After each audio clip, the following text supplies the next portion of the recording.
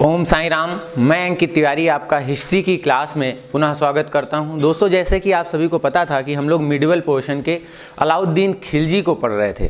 Medieval में आपको दूसरा राजवंश जो खिलजी राजवंश था उस पर हम लोग पहुंच गए थे और लगभग ख़त्म होने की एक तरह से कगार पे था, क्योंकि अलाउद्दीन के बारे में ज़्यादातर चीज़ें हम लोग पढ़ चुके थे। अलाउद्दीन की बाज़ार व्यवस्था एक ऐसा पॉइंट है जिसको मैंने रोक रखा था, क्योंकि ये सबसे लास्ट में समझा जाता है और इस पॉइंट को समझने के बाद हम अलाउद्दीन की एक विचारधारा जो वास्तव में धन को अधिक से अधिक अपने पास रखने की थी, यानी अलाउद्दीन की अगर विचारधारा देखी जाए क्या थी, तो वो ज़्यादा से ज़्यादा जनता को निर्धन बनाना चाहता था। यानी सबसे एक तरह से उसकी नीति ये थी कि सबसे धन लेकर के अपने पास रख लो। तो इस विचारधारा को बाजार नीति के द्वारा वो अपने चरमोत्कर्ष पर पहुंचाता है। इसीलिए बाजार नीति को हम इसके सबसे बाद में देखते हैं। महत्वपूर्ण पॉइंट है अलाउद्दीन की बाजार नीति, इसको आप हेडिंग डालकर लिख लेंगे।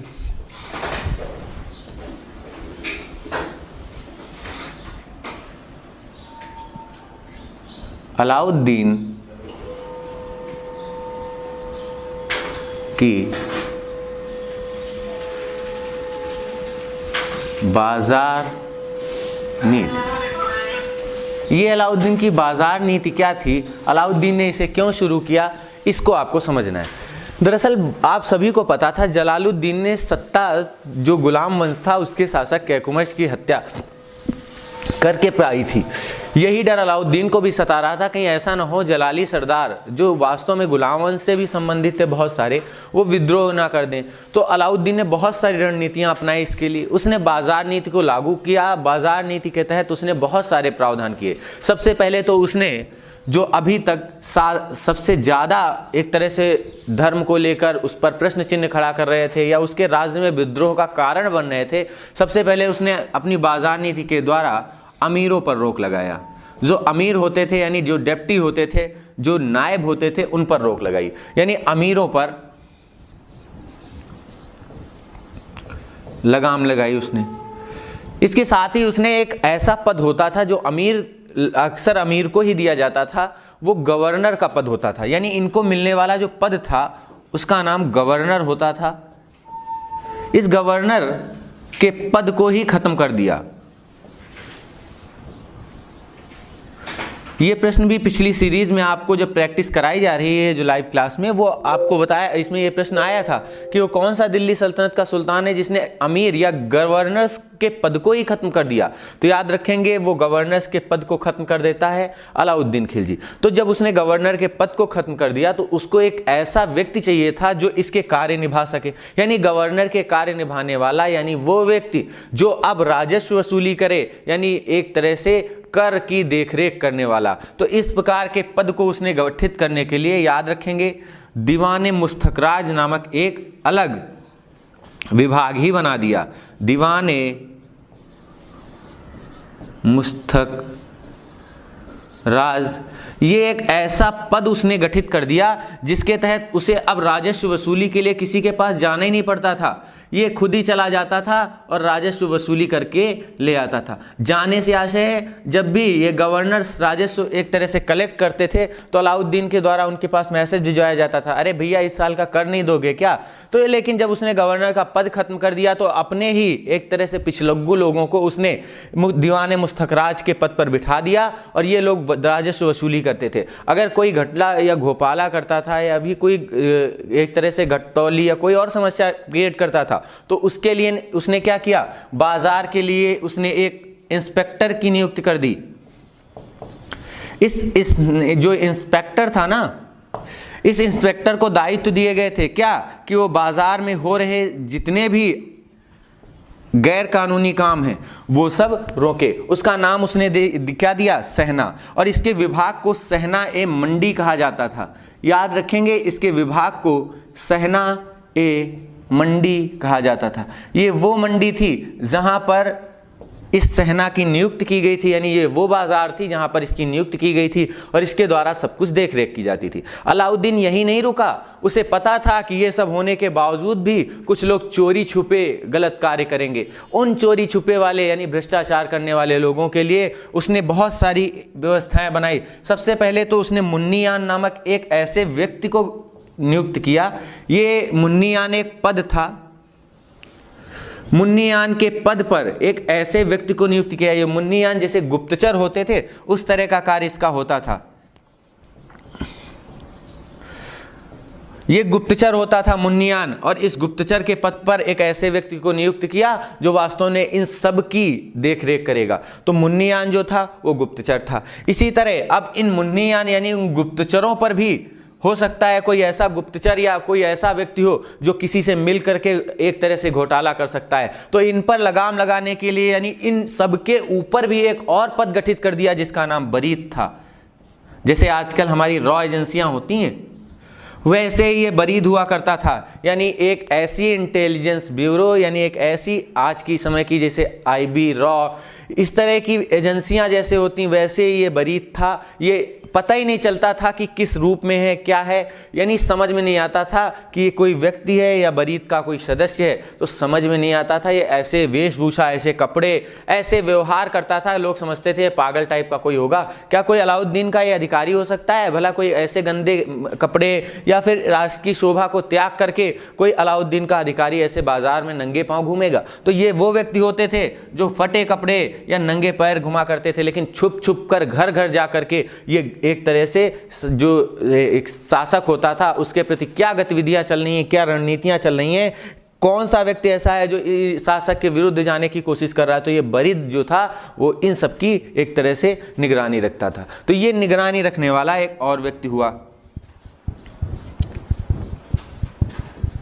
तो इस तरह करके अलाउद्दीन ने पूरा एक सिस्टम क्रिएट कर दिया कि अब बाजार के लिए उसके पास एक ऐसी संस्था बन गई, दीवान मुस्तगराज, जो राजस्व वसूली करेगा। फिर इस बाजार में कोई अनुचित गतिविधियां ना हो, कोई लड़ाई झगड़ा ना कर पाए, कहीं कोई एक तरह से गैर कानूनी गतिविधि ना हो पाए। इस कारण उसने इंस्पेक्टर के रूप में सहना की नियुक्ति की और इसके विभाग को सहनाए मंडी कहा गया। लेकिन ये सहनाए मंडी या दीवान मुस्तखराज जैसे दोनों पद और विभाग अगर कोई गलती करते हैं तो उनको मुन्नीयान नामक एक गुप्तचर होता था जो पकड़ लेता था। कहीं ना कहीं से उसको समझ आ जाता था, ये जांच कर लेता था, तो पकड़ जाते थे ये लोग। अगर ये भी गड़बड़ी करता था तो ये सब की निगरानी करने वाला बरीद होता था, यानी वो भी इन सब की देखरेख कर लेता था। तो अलाउद्दीन ने एक बहुत ही संस्था के ऊपर संस्था बना रखी थी कि कहीं घटले गोपाले की जैसी कोई व्यवस्था बनी नहीं पाई। इसका परिणाम ये हुआ कि सल्तनत काल में, या आप दिल्ली सल्तनत में कह सकते हैं, सबसे कम दाम इसी के समय रहे, यानी महंगाई न्यूनतम रही।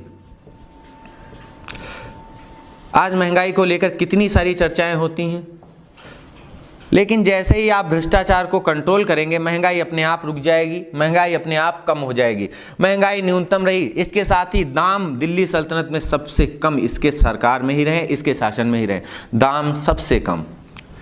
तो इसका पॉजिटिव इफेक्ट भी निकल कर आया, जनता इससे खुश हो गई क्योंकि इसके दाम जो थे न्यूनतम थे। लेकिन ये व्यवस्था आखिर में एक ऐसे संस्था चल रही थी जिसमें लाभ के तत्व का अभाव था। लाभ के तत्व का अभाव क्या था कि अलाउद्दीन ने सबके दाम निर्धारित कर दिए थे। यानी बाजार में अगर आप गेहूं बेचने जाओगे तो सरकार द्वारा उसका एक रेट निश्चित है, उससे ज़्यादा बेच नहीं सकते हो आप रेट पे, जैसे कि बाजारों में होता है। तो इस तरह करके उसने दाम निर्धारित कर दिए, व्यापारियों को कोई अधिशेष मिला नहीं, यानी लाभ मिला नहीं।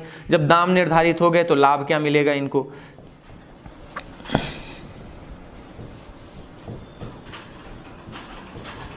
जब इनको दाम निर्धारित तो लाभ नहीं, और लाभ नहीं तो ये व्यवस्था ज़्यादा दिन टिक नहीं सकी। अलाउद्दीन की मृत्यु के साथ ही ये व्यवस्था भी खत्म हो गई। अलाउद्दीन ने कुल 3 बाजार बनवाए थे, उनको आप देख लीजिए क्योंकि ये इसका अंतिम प्रश्न है। यानी अलाउद्दीन की बाजार नीति में कुल 3 बाजार थे। कौन कौन से थे? पहला जो बाजार था वो अनाज के लिए होता था, गेहूं, आटा, दाल, चावल, ये सब इसमें मिलते थे, यानी अनाज के लिए था। दूसरा जो बाजार था वो विनिर्मित वस्तुओं के लिए था, यानी विनिर्मित वस्तुएं जैसे आपकी पैंट, शर्ट, इसके साथ ही आपके जितने भी खाने पीने के एक तरह से उत्पाद जो बनकर मिलते हैं जैसे समोसा, गुजिया, ये सभी क्या है? विनिर्मित वस्तुएं हैं, क्योंकि यह किसी न किसी वस्तु से मिल करके बनी है, यानी इनके पहले कोई प्राथमिक वस्तु रही होगी जिनसे मिल करके बने। तो इस तरह करके विनिर्मित वस्तु हो गई जिनके लिए दूसरा बाजार बना। आज के समय में अगर एग्जाम्पल देखें तो पैंट, शर्ट आप याद रखने के लिए कह सकते हैं, बस इतना याद रखिएगा कि दूसरा बाजार विनिर्मित वस्तुओं के लिए था। और अगर तीसरे बाजार की चर्चा की जाए ना तो ये दास यानी जो गुलाम हुआ करते थे, और इसके बाद मवेशियों के लिए था, यानी जानवरों के लिए था कि किसके पास गाय कितनी खरीदनी है, बेचनी है, उनके लिए बाज़ार था। यानी अलाउद्दीन ने कुल 3 बाज़ार स्थापित किए थे। तो इस तरह करके अलाउद्दीन की एक बाज़ार नीति थी। इसके बारे में कहा जाता है कि अलाउद्दीन ने अपनी बाज़ार नीति के द्वारा ही धन का केंद्रीकरण अपने हाथों में किया, यानी धन इसके पास बहुत इकट्ठा हो गया। आगे चल करके जब इसके पास धन इकट्ठा हो जाता है तो ये दूसरा धर्म चलाने का विचार करता है। तो दिल्ली सल्तनत का एक सुल्तान ऐसा भी है जो नया धर्म चलाना चाहता था, याद रखेंगे, नया धर्म चलाना चाहता था। लेकिन उलेमा जो थे, यानी धर्मगुरु जो थे, उन्होंने इसका विरोध किया, जिस कारण अलाउद्दीन ने नया धर्म चलाने का जो सपना था वो त्याग दिया, उलेमाओं के विरोध के कारण।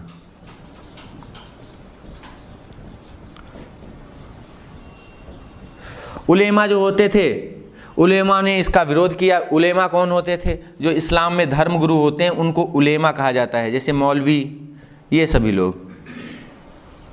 तो इन्होंने इसका विरोध किया कि तुम नया धर्म चलाओगे तो इस्लाम दूषित हो जाएगा और इस्लाम में जो कमियां हैं उनको आप मत लागू करिए, लेकिन नया धर्म ना चलाइए। क्योंकि अलाउद्दीन को शरीयत पे बिल्कुल विश्वास नहीं था।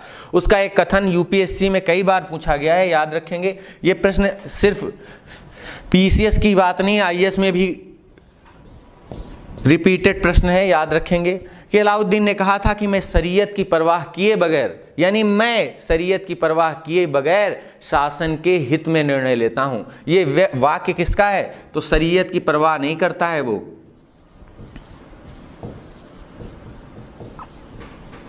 शरीयत की परवाह किए बगैर शासन के हित में निर्णय लेने वाला अलाउद्दीन ही था।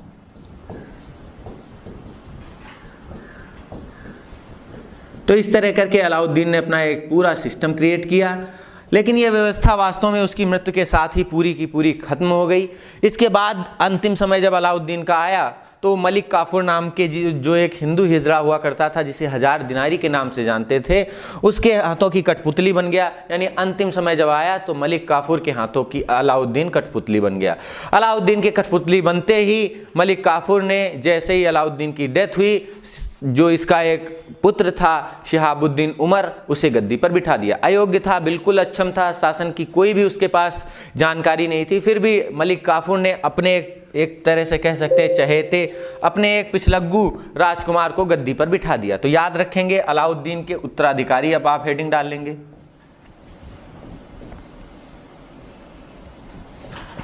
अलाउद्दीन के उत्तराधिकारी। जैसे ही अलाउद्दीन की डेथ होती है, अलाउद्दीन की डेथ होते ही वैसे ही क्या होता है, एक सिस्टम ऐसा होता है कि अब मलिक काफूर के हाथ में सारी शक्तियां आ गई, क्योंकि मलिक काफूर शासन को देखने लगा।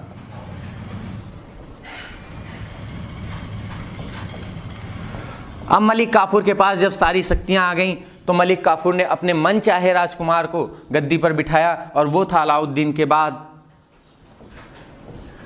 शिहाबुद्दीन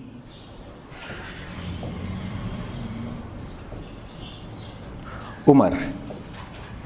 जब इसे गद्दी मिलती है शिहाबुद्दीन उमर को, यानी याद रखेंगे शिहाबुद्दीन उमर जो इसके बाद गद्दी पर बैठता है 1316 ईस्वी में। यानी अलाउद्दीन की जैसे ही 1316 ईस्वी में डेथ होती है, वैसे शिहाबुद्दीन उमर को गद्दी मिल जाती है।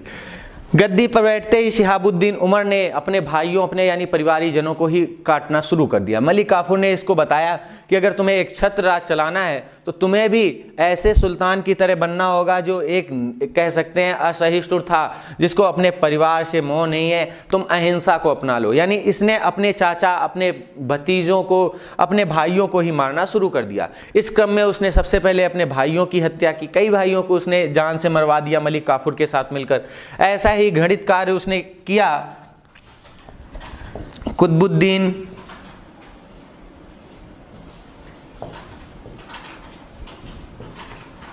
मुबारक खिलजी के साथ।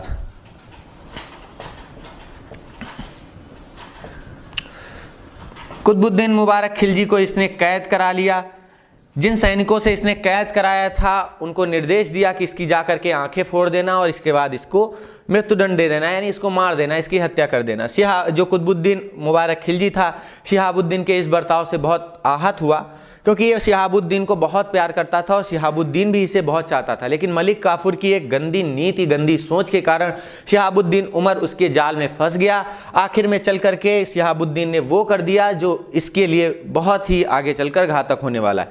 शिहाबुद्दीन ने जैसे ही कुतुबुद्दीन मुबारक खिलजी के लिए आदेश जारी किया, कुतुबुद्दीन मुबारक खिलजी दिल्ली से थोड़ी दूर हट गया, यानी दिल्ली से भागा वो वहाँ से। कुछ सैनिकों ने जब इसे पकड़ा तो कुतुबुद्दीन मुबारक खिलजी ने उन सैनिकों को लालच दिया, अगर तुम मुझे छोड़ दोगे तो मैं गद्दी पर बैठ जाऊंगा, और मैं गद्दी पर बैठते ही तुम सबको अच्छे अच्छे विभाग आवंटित करूंगा, बहुत सारा धन दूंगा। सैनिक क्या होते हैं, इसके वैसे ही तुर्क सैनिकों की एक तरह से मेन लालसा जो थी, चाहे आप पूरी सल्तनत में देखेंगे तो कुछ 2-4 ही ऐसे मिलेंगे जो वास्तव में ईमानदार मिलते हैं। लेकिन यहाँ सारे के सारे सैनिक बिकाऊ थे, तुरंत बिक गए इसके सैनिक, यानी शिहाबुद्दीन उमर की जो सेना थी वो तुरंत बिक गई। इसकी जो सैन्य टुकड़ी जिसको आदेश दिया था शिहाबुद्दीन, जब कुतुबुद्दीन मुबारक खिलजी खरीद लेता है तो उस सैन्य टुकड़ी को ही आगे चल करके उसने एक तरह से नेतृत्व सौंपा। उसने कहा जाओ शिहाबुद्दीन उमर की खबर देना कि हाँ हमने कुतुबुद्दीन मुबारक खिलजी को पकड़ लिया है और उसे मृत्युदंड दे दिया, हत्या कर दी। ये सब जानकर शिहाबुद्दीन उमर उछल गया, यानी बहुत खुश हुआ। लेकिन आगे चल करके कुतुबुद्दीन मुबारक खिलजी के आदेशानुसार, जैसा कि उसने नीति बनाई थी, शिहाबुद्दीन उमर और मलिक काफूर दोनों को पकड़ लिया उस सैन्य टुकड़ी ने, और कुतुबुद्दीन मुबारक खिलजी के सामने ही दोनों को मृत्युदंड दे देता है। तो याद रखेंगे इन दोनों को किसने मार दिया, याद रखेंगे इसने। तो हम लोग शिहाबुद्दीन उमर के बाद कुतुबुद्दीन मुबारक खिलजी को देखेंगे, क्योंकि कुतुबुद्दीन मुबारक खिलजी ने आखिर में चल करके, जैसा कि उसका भाई था उसके अनुसार, उसको पनिशमेंट दे करके खुद गद्दी संभाल लेता है। तो अब अगली हेडिंग हमारे पास कौन सी होगी, कुतुबुद्दीन मुबारक खिलजी। तो हेडिंग डाल लेंगे कुतुबुद्दीन मुबारक खिलजी।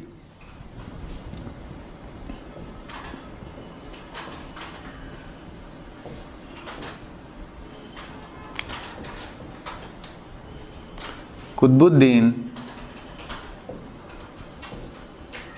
मुबारक खिलजी। कई बार सिर्फ इसका इतना नाम लिखा होगा मुबारक खिलजी, तो आप समझ जाइएगा कि ये वही कुतुबुद्दीन मुबारक खिलजी है जिसको सर ने क्लास में पढ़ाया था। जब ये 1316 में शहाबुद्दीन की हत्या कर देता है, यानी 2-3 महीने ही वो गद्दी पर रह पाता है, क्योंकि उसने इतना आतंक मचा रखा था सबकी। पहले तो उसने कुछ किया ही नहीं, तभी तो उसकी उपलब्धियों में कुछ नहीं पढ़ाया गया आपको। उसने सिर्फ उन 2-3 महीनों में अपने जितने वंशज थे सबको एक तरह से मरवाने का काम किया था। ये मलिक काफूर का काम था। जैसे ही मलिक काफूर और ये शिहाबुद्दीन उमर मर जाते हैं तो आगे चल करके कुतुबुद्दीन मुबारक खिलजी पर आता है। अच्छा, शिहाबुद्दीन उमर के बारे में एक प्रश्न ये पूछा गया है, ये याद रखिएगा। इसने काम तो कुछ नहीं किया है, लेकिन याद रखना ये हिंदू माता से उत्पन्न पुत्र था। ये प्रश्न इस पर पूछा गया है कि ये हिंदू माता से उत्पन्न हुआ था।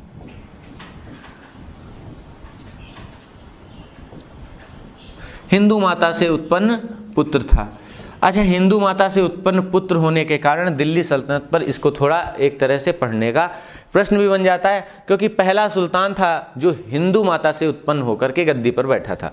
ये कौन था, इसके बारे में जरा समझ लीजिए, क्योंकि आप सभी को बताया गया था अलाउद्दीन ने जब देवगिरी पर अभियान किया था तो उसने देवगिरी के शासक रामचंद्र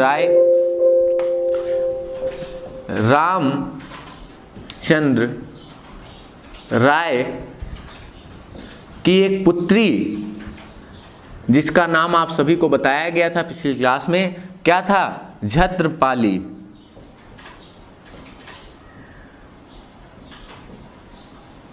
ये रामचंद्र राय की पुत्री छत्रपाली जो थी उससे उत्पन्न हुआ था, यानी इसकी माता का नाम छत्रपाली था। याद रखेंगे। और इस पर अभी तक कोई प्रश्न नहीं आया, इसलिए इसको बस इतना ही कह के छोड़ देंगे।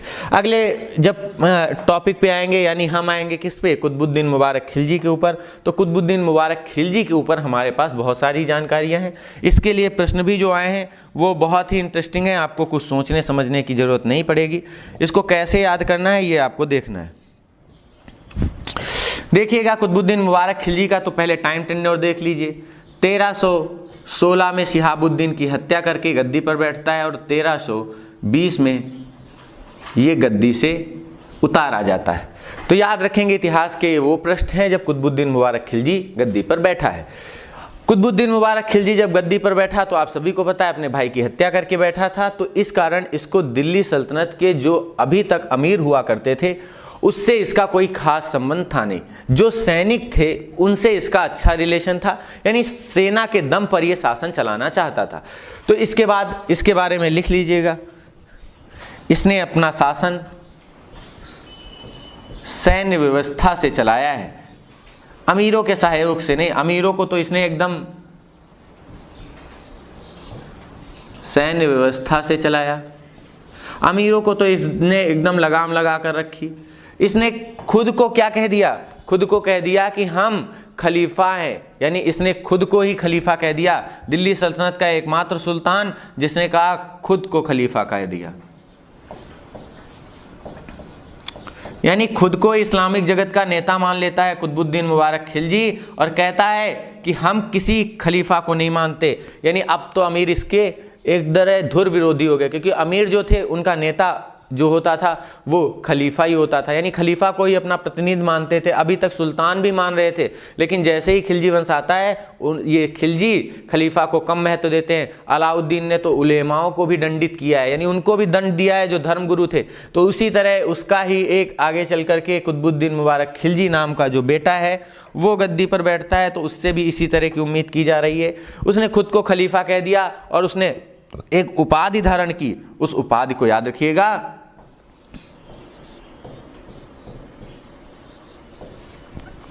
खिलाफत उल्लाह।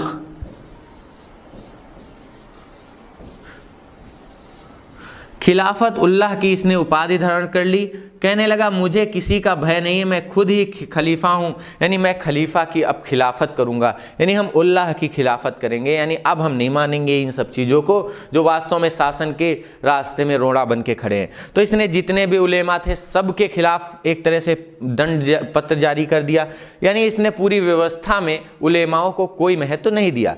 तो इस तरह का इसका शासनकाल था। इसके विषय में कई सारे हास्यास्पद प्रश्न आते हैं। अब आयोग पूछता है तो आपके सामने डिस्कस करना पड़ रहा है। इन प्रश्नों को जरा देख लीजिएगा। ये एक दिल्ली सल्तनत का ऐसा सुल्तान है जो दरबार में नग्न होकर दौड़ता था, यानी नंग, कोई भी कपड़े नहीं पहनता था। यानी दरबार में ये इतना ज़्यादा मंदबुद्धि या पागल कह सकते हैं इसको, नग्न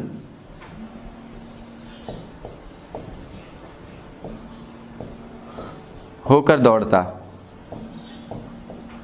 यानी ये ऐसा सुल्तान था जो दरबार में नग्न होकर दौड़ रहा था। जब ये नग्न होकर दौड़ रहा था तो इसके बारे में कहा जाता है कि कई सारे इतिहासकारों ने, बर्नी ने इसे कहा है, ये वाक्य जो है ये बर्नी का है, याद रखेंगे। बर्नी ने कहा कि ये दरबार में नग्न होकर दौड़ता था। नग्न स्त्री और पुरुष इसे बहुत पसंद थे। तो याद रखेंगे, यानी आदिवासी प्रवृत्ति का एक व्यक्ति निकल कर आता है दिल्ली सल्तनत में, जिसको आपको याद रखना है। यानी इसको दरबार में इन सब चीज़ों से ज़्यादा मोह था। एक भोगी विलासी किस्म का व्यक्ति था। जब ये खलीफा का एक तरह से विरोध करने लगा तो इसके ही वजीर, यानी इसका ही एक वित्त मंत्री जो था, दीवाने वजारत नाम का विभाग संभालता था, यानी इसी के ही एक वजीर जिसका नाम खुसरो शाह निकला, आप इतिहास में देखेंगे, जिसका नाम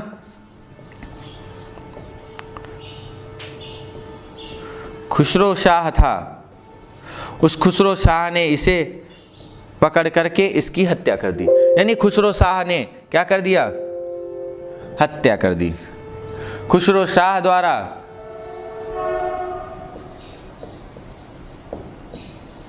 हत्या कर दी। खुसरो शाह ने इसको जब देखा ये खलीफा की ही एक तरह से बगावत कर रहा है, जिसके नाम से गद्दी चल रही है, सुल्तान का पद चल रहा है, जिसने सुल्तान का पद दिया है, उसी की बगावत करने लगा। तो कुतुबुद्दीन मुबारक खिलजी की हत्या कर दी खुसरो शाह ने। इसके बाद जब इसने हत्या कर दी तो खुसरो शाह को गद्दी मिल गई। याद रखेंगे दिल्ली सल्तनत में खिलजी वंश से इसका कोई संबंध नहीं था, फिर भी इसको गद्दी मिल जाती है। तो अगली हेडिंग डाल लेंगे, खुसरो शाह। क्यों इसको पढ़ते हैं जरा समझ लेंगे।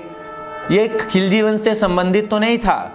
क्यों नहीं था संबंधित? क्योंकि ना ही ये खिलजियों का कोई वंशज था और ना ही खिलजियों से इसका कोई ताल्लुकात था। बस ये वित्त मंत्रालय संभालता था, यानी दूसरे वंश से था। याद रखेंगे शुरुआत में खुसरो जो था ये हिंदू हुआ करता था। हिंदू से धर्मांतरित होकर के एक एक घटना पे आपको चर्चा करनी है। ये धर्मांतरित हुआ और धर्मांतरित होकर के इसने इस्लाम स्वीकार कर लिया था। तब से इसका नाम खुसरो शाह पड़ गया और इस खुसरो शाह को फिर गद्दी मिली 1320 ईस्वी में। लेकिन ये इतना ज़्यादा धर्म के प्रति अंधा था कि इसको कुछ दिख ही नहीं रहा था। बाकी विवेकपूर्ण व्यक्ति था, तभी इसे वजारत जैसा एक विभाग मिला था। यानी ये कौन सा विभाग देखता था, पूछा गया है पेपर, तो दीवान ए वजारत नाम का ये विभाग देखता था।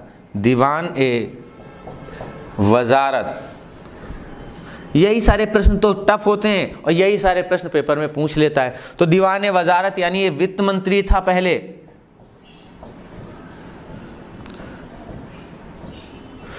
वित्त मंत्री था पहले, लेकिन इसने जैसे ही कुतुबुद्दीन मुबारक खिलजी की हत्या की, इसको सल्तनत का सुल्तान बनने का मौका मिल गया। और जैसे ही ये गद्दी पर बैठा तो सबसे पहले इसने क्या कहा, जितनी भी कुतुबुद्दीन मुबारक ने एक तरह से पैगंबर को गालियां दी थी, खलीफा को गालियां दी थी, वो सब इसने धोने का प्रयास किया। यानी अमीरों को सहयोग प्राप्त करने के लिए इसने धर्म का सहारा लिया।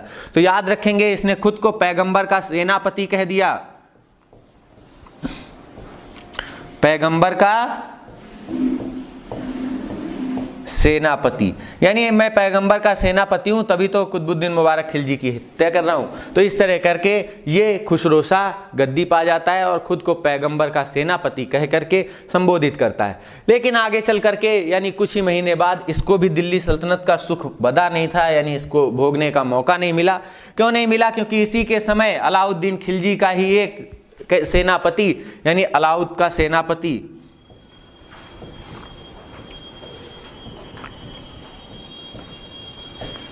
अलाउद्दीन का सेनापति मौका ढूंढ रहा था कि कोई ऐसा मिल जाए मौका जो हम खुसरो शाह को रास्ते से हटा दे। तो अलाउद्दीन के सेनापति गाजी मलिक को ये मौका मिल गया और गाजी मलिक ने क्या किया,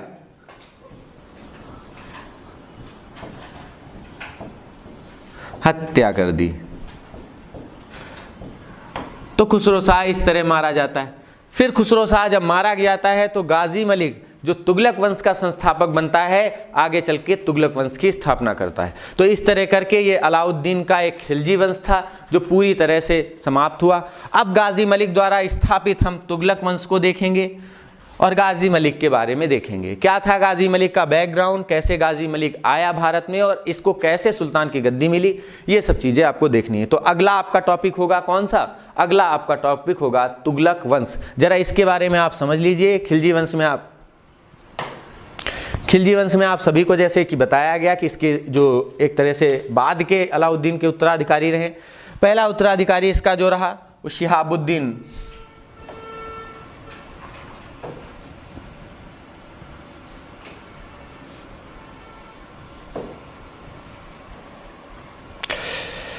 जो इसका पहला उत्तराधिकारी रहा, यानी इसके पहले उत्तराधिकारी रहा था। वो आप सभी को पता है कि इसका पहला उत्तराधिकारी अलाउद्दीन के बाद शिहाबुद्दीन उमर बनता है। दूसरा इसका जो उत्तराधिकारी बनता है वो कुतुबुद्दीन मुबारक खिलजी बनता है। फिर इसके बाद कुतुबुद्दीन मुबारक खिलजी की हत्या करने के बाद इसका फिर एक आगे चल कर के शासक खिलजी वंश में होता है जिसका नाम खुसरो शाह होता है। इसके पहले आप अलाउद्दीन और जलालुद्दीन को देख चुके थे, यानी खिलजी वंश में कुल 5 सुल्तान हुए जिनको आपको ध्यान रखना है। तो खिलजी वंश के बारे में अगर पूछा जाता है तो खिलजी वंश में कितने सुल्तान हैं, तो खिलजी वंश में 5 सुल्तान हैं, याद रखेंगे। फिर अगला वंश आपके सामने आ जाता है एक नया वंश जिसकी नई सारी व्यवस्थाएं होंगी, यानी नया उसके अंदर कुछ ना कुछ गुण होगा जिस कारण हम उसको अलग वंश के रूप में पढ़ते हैं। अगला वंश आप हेडिंग डाल लेंगे तुगलक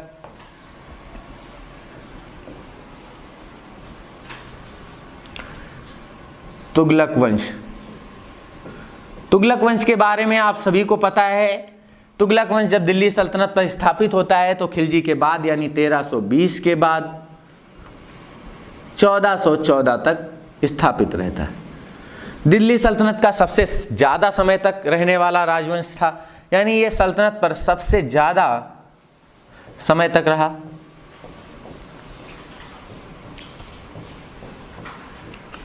सबसे ज़्यादा समय तक रहा। फिर इसके बाद में इसके बारे में और बहुत सारे प्रश्न आते हैं। ये तुगलक वंश जो था ना, ये अभी तक जो इलबारी तुर्क थे या निम्न स्तरीय तुर्क थे, अलाउद्दीन खिलजी जैसे लोग, उनसे थोड़ा हट करके था। क्या था इसमें विशेष? ये तुगलक वंश जो था ये कैरोना का तुर्क था। आप कोरोना को देख रहे होंगे, ये कैरोना तुर्क था, यानी ये भी एक उच्च स्तरीय तुर्क ही कहे जाते थे, यानी उच्च ही ये भी थे, उच्च तुर्क। तुगलकों के बारे में कहा जाता है कैरोना के तुर्क थे। जब गयासुद्दीन तुगलक ने इस वंश की स्थापना की, अगर इस तुगलक वंश का संस्थापक पूछा जाता है तो गौर से समझेंगे, संस्थापक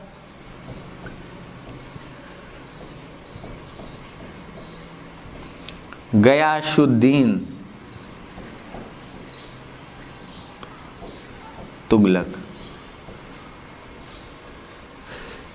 जिसे गाजी मलिक के नाम से भी जाना जाता है, यानी गाजी मलिक ने गयासुद्दीन तुगलक के नाम से तुगलक वंश की स्थापना कर दी, गाजी मलिक।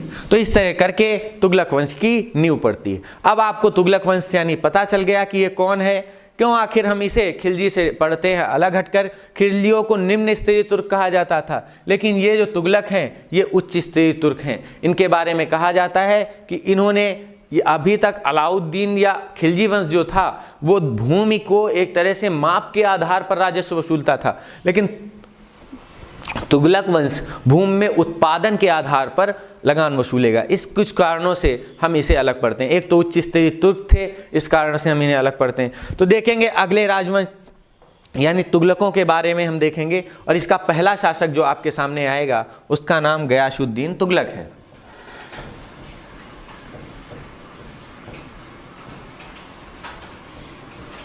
गयासुद्दीन तुगलक। इस गयासुद्दीन तुगलक के बारे में अगर आप जानकारी पाना चाहते हैं, यानी इतिहास में आप इसके बारे में कुछ समझना चाहते हैं, तो आप इतिहास के 1320 से लेकर के 1325 ईस्वी के कालखंड में कदम रख दीजिए, आपको इसके बारे में इतिहास मिल जाएगा। गयासुद्दीन तुगलक के बारे में कहा जाता है कि इसने जब खिलजी वंश के ही आगे चल करके एक उत्तराधिकारी कह लेंगे खुसरो शाह की हत्या कर देता है तो इसे गद्दी मिल जाती है, लेकिन इसका मूल नाम अगर पूछा जाता है तो गाजी मलिक था। ऐसे याद करेंगे कि कभी भूलना नहीं है। गाजी मलिक नाम का ये व्यक्ति जो अलाउद्दीन का सेनापति हुआ करता था,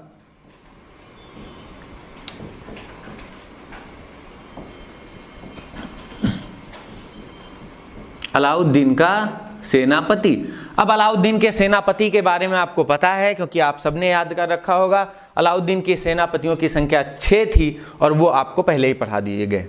तो गयासुद्दीन तुगलक के बारे में आपको बताया गया कि इसके बारे में अगर पढ़ना है तो 1320 से 25 में जाइए। मूल नाम गाजी मलिक था। इसने आगे चल करके कई सारे काम किए। इसने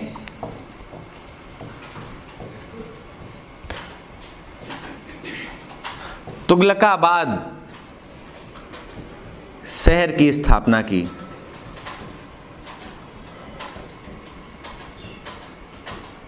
तुगलकाबाद नामक एक शहर की स्थापना कर दी और कहा कि अब दिल्ली से कहीं भी जाओगे तो यानी अगर आपको तुगलकाबाद मिलता है तो उसकी स्थापना आप देखोगे तो ये गयासुद्दीन तुगलक ही करता है। ये स्थापना वास्तव में इसके पुत्र जो वास्तव में जूना खान के नाम से जाना जाता था, मोहम्मद बिन तुगलक के सहयोग से की गई थी।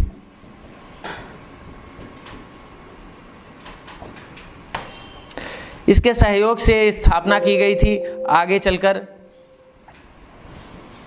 क्योंकि इसका शासनकाल बहुत कम रहता है, कुछ खास उपलब्धियां इसकी रह नहीं पाती। जो खास रही हैं उनके बारे में और देख लेते हैं। इसने दिल्ली सल्तनत में पहली बार नहरों का निर्माण कराया, यानी नहरों का निर्माण करने वाला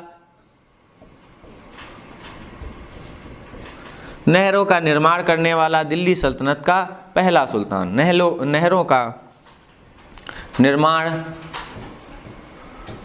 करने वाला दिल्ली सल्तनत का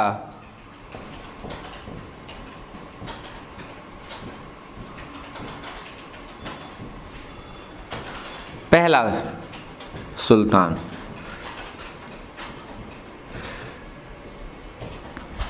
इसके बाद इसने कई सारी अपने नाम को संबोधित करने के लिए एक तरह से व्यवस्थाएं लागू की। जैसे खुद को इसने गाजी कह लिया, गाजी मतलब कहा जाता है जब कोई धर्म युद्ध करता है तो उस व्यक्ति को गाजी कहते हैं, यानी धर्म युद्ध करने वाला, धर्म युद्ध करने वाला। जो धर्म युद्ध करेगा उसे गाजी कहेंगे, और ये जो करता है यानी धर्म युद्ध जो होता है वो होता है गजा। यानी अगर आपसे पूछें इस्लाम में धर्म युद्ध करना यानी गजा करना होता है, यानी आप क्या कर रहे हैं, गजा कर रहे हैं। वर्तमान में ये जो गजा है ये जिहादियों के हाथ में है, जो वास्तव में कट्टरता को बढ़ावा देते हैं। आजकल आप सब देख रहे होंगे हुर्रियत कॉन्फ्रेंस के जितने भी लोग हैं सब ये सब गजा के नाम पर पाकिस्तानी आतंकवादियों को देश में घुसपैठ के लिए बुला लेते हैं। तो इस तरह करके ये इसने गाजी की उपाधि धारण कर ली। आगे चल करके इसका निज़ामुद्दीन औलिया से विवाद हो जाता है। एक सूफी संत थे जिनके बारे में बहुत अच्छे विचार, बहुत अच्छी कहानियाँ कही जाती हैं, उनसे इसका एक झगड़ा हो गया। पता नहीं किस बात को लेकर मनमुटाव हो गया। यानी निज़ामुद्दीन मौलिया से लेकर के निज़ामुद्दीन औलिया से इसका विवाद हो जाता है। ये उस समय दक्षिण भारत के दौलताबाद में रहता है, जहाँ पर मोहम्मद बिन तुगलक आगे चल कर के देवगिरी का नाम दौलताबाद रखता है। तो देवगिरी में उस समय अभियान पर था, लेकिन जैसे ही गयासुद्दीन तुगलक को पता चला कि निज़ामुद्दीन औलिया उसके खिलाफ मोहम्मद बिन तुगलक को यानी उसके ही पुत्र को खड़ा कर रहे हैं, तो उसने क्या किया, निज़ामुद्दीन औलिया के लिए एक पत्र भेजा कि निज़ामुद्दीन औलिया मेरे दिल्ली पहुंचने से पहले, यानी गयासुद्दीन ने क्या कहा, निज़ामुद्दीन औलिया मेरे दिल्ली पहुंचने से पहले तुम दिल्ली छोड़ दो। इसने भी एक पत्र लिख करके गयासुद्दीन को मैसेज किया कि हनुज दिल्ली दूरस्त, यानी अभी सुल्तान दिल्ली दूर है तुम्हारे लिए। तो इसको वाक्य के रूप में ही पूछा गया है, हनुज दिल्ली दूर अस्त, यानी अभी दिल्ली दूर है तुम्हारे लिए, तुम अभी दिल्ली पहुंच नहीं पाए हो, दिल्ली पहुंचो तो तब मैं दिल्ली छोड़ूंगा। इसके बाद कहा जाता है कि जो जहांपना नगर का एक शहर पड़ता है दिल्ली के ही बगल में ही, यानी दिल्ली से मिला हुआ,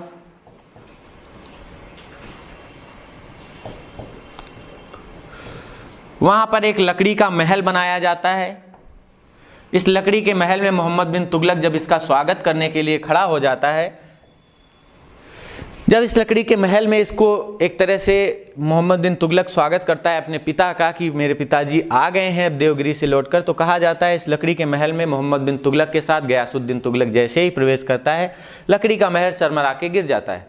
मोहम्मद बिन तुगलक भी इसके साथ था, लेकिन मोहम्मद बिन तुगलक बच जाता है और गयासुद्दीन तुगलक के पेट में एक लकड़ी ऐसे घुसती है कि इसकी तुरंत ही दम निकल जाती। तो इस तरह कहे कि जो निज़ामुद्दीन औलिया हैं उनका वाक्य भी सत्य हो गया, ये दिल्ली नहीं पहुंच पाया था और आगे चल कर के मोहम्मद बिन तुगलक जो कि निज़ामुद्दीन औलिया के बड़े प्रिय थे उनको गद्दी मिल जाती। तो इस तरह करके तुगलक वंश का पहला सुल्तान गयासुद्दीन तुगलक मारा जाता है। यानी याद रखेंगे इसकी मृत्यु कहाँ हुई है, जहांपना नगर में, यहाँ पर ही इसकी मृत्यु हो गई और दिल्ली में इसे दफना दिया गया। तो याद रखेंगे अगर पूछा जाता है गयासुद्दीन का मकबरा कहाँ है, तो याद रखेंगे ये दिल्ली में स्थित है।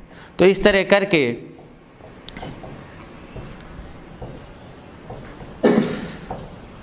कह के एक तरह से जो ये गयासुद्दीन तुगलक का टॉपिक था ये समाप्त हुआ। याद रखेंगे जब मोहम्मद बिन तुगलक यानी गद्दी पर बैठा तो उसके ऊपर ये आरोप भी लगे तुमने अपने पिता की हत्या की है तब तुम्हें गद्दी मिली है। इस तरह के आक्षेपों से बचने के लिए उसने कई सारे अपने ऊपर जो प्रावधान थे वो हटाए। आगे चल करके उसने कई सारी जनता को सहूलतें देने के लिए नियम भी बनाए। आगे आप देखेंगे कैसे जो मोहम्मद बिन तुगलक है उसका टॉपिक है, तो ये आपको समझ में आ गया होगा। निज़ामुद्दीन औलिया का जब इससे विवाद हुआ था तो उसमें निज़ामुद्दीन औलिया ने इससे कहा था हनुज दिल्ली दूरस्त, और इसके बारे में 2 लाइनें मैं अपनी तरफ से कहूँगा।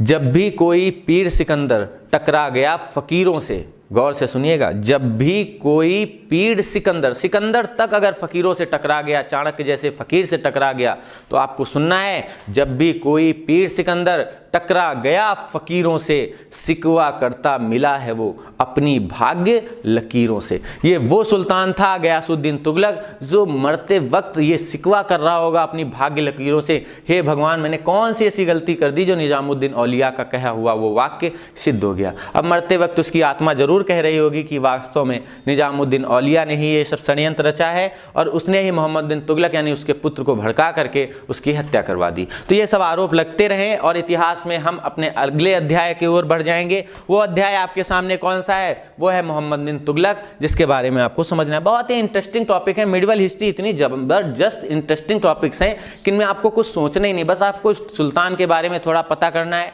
सुल्तान के इतिहास के बारे में पढ़ लेना। और इतनी अच्छी अच्छी इसमें मजाक करने वाली, हंसने वाली बहुत सारी चीज़ें इसमें सूफी संतों के बारे में आपको पढ़ने को मिलेगा, जिससे आपका बौद्धिक विचार जो है, बौद्धिक विवेक शक्ति जो है वो बढ़ेगी, जिससे आपको मज़ा आएगा कि नहीं इस्लाम में सिर्फ कट्टरवादी उलेमा और ये जो मौलवी मौलाना यही सब नहीं होते हैं। इस्लाम में सूफी संत भी होते हैं जिनकी विचारधाराएं बहुत बेहतर होती हैं। वो समाज को एक दर्शन देते हैं, समाज को एक रूपरेखा देते हैं, समाज को एक मार्गदर्शक के रूप में बताते हैं।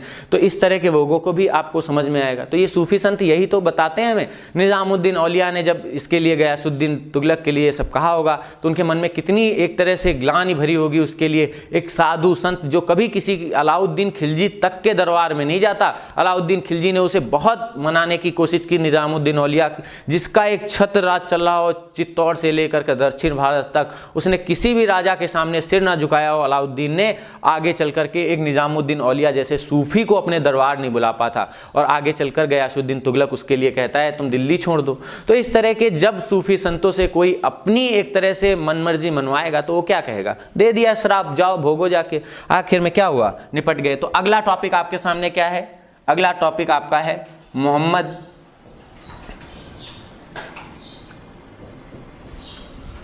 बिन तुगलक। दिल्ली सल्तनत में आपको कुछ सुल्तान मैं बताया दे रहा हूं जिनके बारे में आप अगर समझ लेंगे तो बहुत मजा आएगा समझने में। एक तो गुलाम वंश में बलबन मिल जाएगा आपको, जो वास्तव में सनकी किस्म का इंसान था, जिसके पास कोई एक समाज को चलाने के लिए कोई एक रणनीति नहीं थी। रक्त और लौह की नीति लागू कर देता है, खुद की विचारधाराओं को लागू कर देता है, कह देता है कि मैं निबायत खुदाई हूँ, यानी मैं ही खुदा हूँ, मैं ही सब कुछ हूँ। जिल लाही जैसी उपाधियाँ धारण कर लेता है, यानी मैं ईश्वर की छाया प्रतिरूप हूँ। तो इस तरह की करके वो क्या कहता है? वो कहता है कि मैं ही सब कुछ हूँ। यही काम करने वाला है मोहम्मद बिन तुगलक, जिसके बारे में इतिहासकारों ने, एल्फिंस्टन ने तो इसे पागल तक बोल दिया है। तो इसका एक वाक्य लिख लीजिए, बहुत अच्छे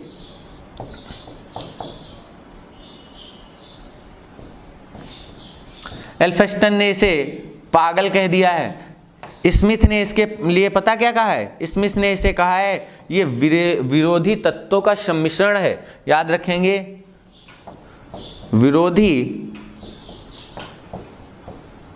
अंग्रेज इतिहासकार हैं, तत्वों का सम्मिश्रण है। जब अंग्रेज भारत आते हैं तो भारत के इतिहास के बारे में बहुत सारी चीज़ें लिखते हैं। एल्फिंस्टन, स्मिथ ये उसी प्रकार के इतिहासकार हैं। स्मिथ ने इसकी तुलना जहांगीर से करते हुए वाक्य कहा था।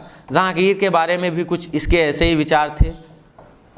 जहांगीर के बारे में भी एल्फिंस्टन ऐसा ही बोलता है। तो इस तरह करके एक तरह से उसके बारे में इतिहासकार कुछ अच्छा लिखने वाले नहीं है, आपको पहले ही दिन से समझ लेना चाहिए। ऐसा क्यों नहीं कहते स्मिथ और एल्फिंस्टन? क्योंकि इसके समय एक मोरक्को का यात्री, पहले इसके समय में जो इतिहासकार रहे उनको समझ लेते हैं। एक मोरक्को का यात्री इब्न बतूता आ जाता है और इब्न बतूता जो वास्तव में दिल्ली का काजी होता है, पहले इब्न बतूता से बहुत प्रसन्न होता है मोहम्मद बिन तुगलक और इसे इब्न बतूता को दिल्ली का काजी नियुक्त कर देता है। दिल्ली का काजी, काजी एक मौलवी टाइप का धर्मगुरु होता है जो शासन द्वारा दिए गए कार्यों को करता है। तो दिल्ली का काजी बना। इब्न बतूता एक मोरक्को का निवासी था। ये मोरक्को जो है अफ्रीका में पड़ता है, आप सभी को याद है होगा, ज्योग्राफी पढ़ते वक्त आप सभी इससे देखते हैं। तो ये अफ्रीका में पड़ता है मोरक्को। जब ये इब्न बतूता भारत आया तो मोहम्मद बिन तुगलक इससे बहुत खुश हुआ। इसने इसे दिल्ली का काजी नियुक्त किया, चीन का आगे चल करके राजदूत भी बना देता है। यानी इसके प्रति कितना एक तरह से दयावान होता जा रहा है। चीन का राजदूत भी बना देता है और इसके ही प्रभाव के कारण ही, यानी इब्न बतूता के प्रभाव के कारण ही चीन का शासक जो तैमूर था, याद रखेंगे तेगिन तैमूर नाम उसका था, तेगिन, ये तैमूर से अलग है, तैमूर नाम है, तैमूर आप अभी बाद में देखेंगे। तो तेगिन तैमूर को इसी आधार पर मोहम्मद बिन तुगलक यानी इस इब्न बतूता की सलाह पर ही इसने बौद्ध विहार बनाने के लिए जमीन दी थी। तो बौद्ध विहार बनाने के लिए जमीन दी थी।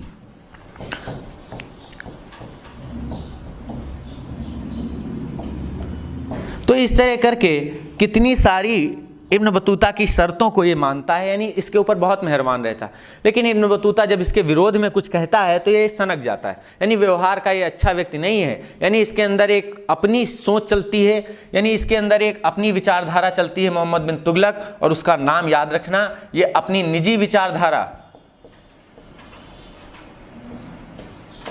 इज्तमा, इसको हिंदी में इज्तमा बोलते हैं, इज्तमा के आधार पर निर्णय लेता है।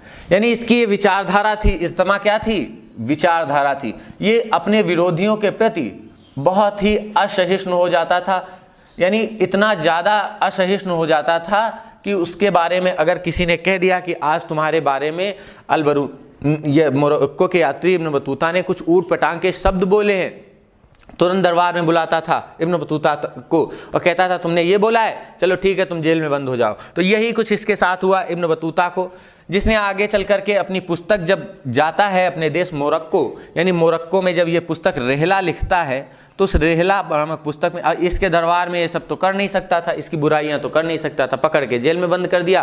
कुछ समय जेल में रहा तो इसका दिमाग खुला। तो याद रखेंगे जब ये रेहला नामक पुस्तक लिखता है इब्न बतूता मोरक्को जा करके, तब वो इन सारी घटनाओं का वर्णन करता है कि ये कैसा कितना मूर्ख टाइप का इंसान था। इसके बाद कहा जाता है इब्न बतूता के बारे में एक प्रश्न और आता है कि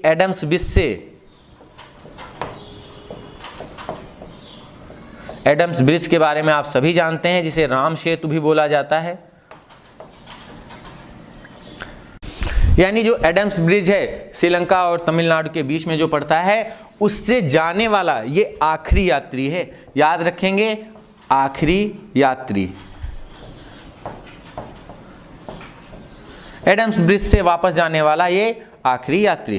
तो इस तरह करके आपने इब्न बतूता का वर्णन देख लिया, इतिहासकारों का वर्णन देख लिया, इसकी एक निजी विचारधारा इज्तमा थी उसको देख लिया। अब इसकी क्या विशेषताएं रहीं, क्या था इसके अंदर गुण, क्यों इसने आखिर चल करके अपने पिता ही गयासुद्दीन तुगलक की हत्या करवा दी, क्या था पूरा इसका विवरण, ये हम अगली क्लास में देखेंगे। तब तक के लिए आप इतना तैयार करके आइए, मोहम्मद बिन तुगलक अगली क्लास में आएंगे। तब तक के लिए आप सभी को thank you, best of luck.